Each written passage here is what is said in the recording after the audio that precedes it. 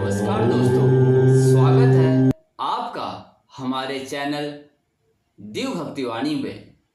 आज हम एक विषय पर गहराई से बात करेंगे जो हर शिव भक्त के हृदय को छूता है। हाँ, हम बात कर रहे हैं सावन के पावन महीने की, और इस बार हम पूरी कहानी को विस्तार से जानेंगे कि आखिर यह महीना भगवान शिव को इतना प्रिय क्यों है। सावन का महीना, जिसे सावन भी कहा जाता है, हिंदू कैलेंडर का 5वां महीना है। यह वह समय है जब पूरे भारत में शिव भक्त का शिवमय हो जाता है। हर गली में, मंदिर में बम बम भोले बोले की गूंज सुनाई देती है। किंतु इस महीने की महत्ता को समझने के लिए हमें एक लंबी यात्रा पर जाना होगा। एक ऐसी यात्रा जो हमें पौराणिक काल में ले जाएगी। तो चलिए शुरू करते हैं इस कहानी को।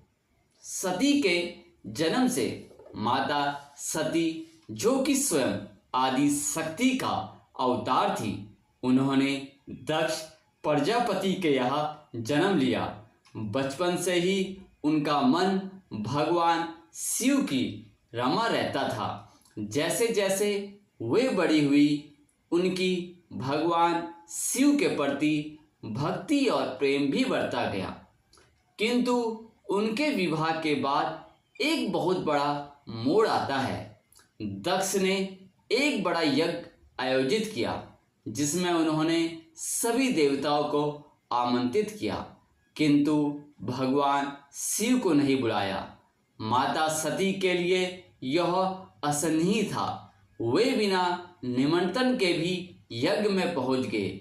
वहां उन्होंने देखा कि उनके पिता भगवान शिव का अपमान कर रहे हैं। इस अपमान को सहन न कर पाने के कारण माता सती ने वही योग अग्नि में अपने प्राण त्याग दिए। किंतु मृत्यु के समय उन्होंने एक प्रण लिया कि वे हर जन्म में शिव को अपने पति के रूप में पाएगी। अब आती है अगली कड़ी। माता सती ने अपने अगले जन्म में राजा हिहुआ और रानी मैना के घर पार्वती के रूप में जन्म लिया। बचपन से ही माता पार्वती को भगवान शिव से मिलने की लालसा थी। और फिर आया वह खास समय, सावन का महीना।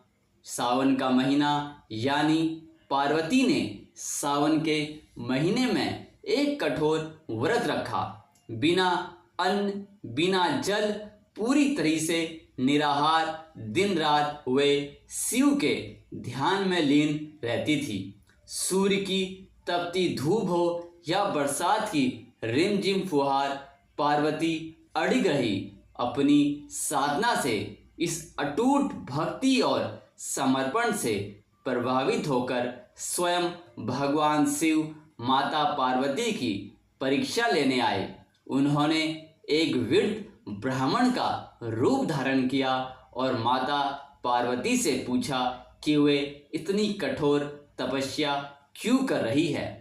माता पार्वती ने बिना हिचकिचाहट के कहा कि ये भगवान शिव को पति रूप में पाना चाहती है। जिस पर ब्राह्मण के रूप में भगवान शिव ने अपनी कमियां गिनाई।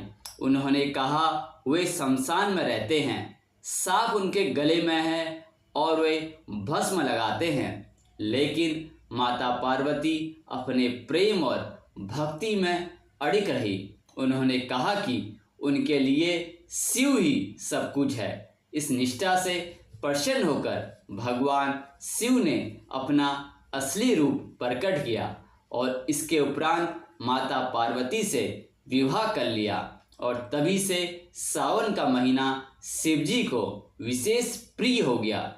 लेकिन कहानी यहाँ खत्म नहीं होती। एक और मान्यता है कि सावन के महीने में भगवान शिव धरती पर अवतरित होकर अपने ससुराल गए थे। राजा हिवा ने उनका स्वागत किया, अर्थ देखकर जल विभिषेक किया, जल के द्वारा उनका अभिषेक कर दिया। शायद इसलिए आज भी हम शिवलिंग पर जल चढ़ाते हैं। इस मान्यता के अनुसार हर साल सावन में शिव जी अपने ससुराल आते हैं, इसीलिए भक्त इस महीने में पूरी श्रद्धा से उनकी आराधना करते हैं ताकि उन्हें शिव जी का आशीर्वाद मिल सके। अब आती है एक और महत्वपूर्ण कथा, जो कि है मार्कंडेय ऋषि की। मरक ऋषि के पुत्र मार्कंडेय को श्राप मिला था। उन्हें केवल 16 वर्ष की आयु मिली थी, लेकिन मार्कंडेय जी ने हार नहीं मानी। सावन के महीने में उन्होंने घोर तपस्या की और भगवान शिव की आराधना की। दिन रात वे शिवलिंग की पूजा करते, पंचाक्षरी मंत्र का जाप करते थे और उनकी भक्ति इतनी गहन थी कि वे भगवान शिव स्वयं प्रकट हो गए। भगवान शिव ने मार्कंडेय को ऐसी शक्तियां दी कि यमराज उन्हें लेने आए और वे उन्हें स्पर्श भी न कर पाए। मार्कंडेय ने शिवलिंग को गले लगा लिया था और भगवान शिव ने उन्हें अमृत का वरदान दे दिया। यह सभी कथाएं हमें बताती है कि सावन का महीना क्यों इतना महत्वपूर्ण है। यह सिर्फ एक मौसम नहीं है, यह भक्ति का, समर्पण और अटूट विश्वास का प्रतीक है। इसीलिए जब आप इस सावन शिवलिंग पर जल चढ़ाए, जब आप पंचाक्षरी मंत्र का जाप करें, तो इन कथाओं को याद रखें कि आपकी भक्ति, आपका प्रेम कैसे असंभव को संभव बना सकता है। भगवान सिर्फ विनाश के देवता नहीं, वे प्रेम के, करुणा के, एक शुरुआत के भी देवता है। इसीलिए इस सावन अपने जीवन में एक नई शुरुआत करें, अपने अंदर के बुरे विचारों का विनाश करें और अच्छाई को जन्म दे, क्योंकि आखिरकार यही तो भगवान शिव का संदेश है। विनाश के बाद नव निर्माण। तो आइए इस सावन को हम सब मिलकर एक बेहतर कल का निर्माण करें और बोले हर हर महादेव। इस वीडियो में केवल इतना ही। यदि आपको यह वीडियो पसंद आई तो इसको लाइक और शेयर करिए और अधिक से अधिक शिव भक्तों के साथ इसे शेयर करिए। साथ ही चैनल को सब्सक्राइब और बेल आइकन को प्रेस करना न भूलें। हम मिलते हैं आपको अगली वीडियो में और भी रोचक कथाओं के साथ। तब तक के लिए हरि ओम, ओम नमः शिवाय।